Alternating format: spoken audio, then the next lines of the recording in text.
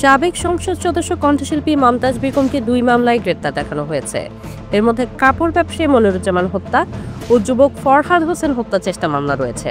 বৃহস্পতিবার ঢাকার senior judicial magistrate Tajul Islam সোহাগের আদালত শুনানি শেষে তাকে গ্রেপ্তার দেখান। এরপর তাকে কারাগারে পাঠানো হয়েছে। এদিন সকালে মমতাজ বেগমকে আদালতে হাজির করা হয়। এরপর হত্যা মামলায় আশুলিয়া থানার এসআই মোহাম্মদ মুজিবুর রহমান ভূঁইয়া ও হত্যা চেষ্টা মামলায় এসআই মদন চন্দ্র সাহা তাকে গ্রেপ্তার দেখানোর আবেদন করেন। শুনানি শেষে আদালত তাদের আবেদন মঞ্জুর করে।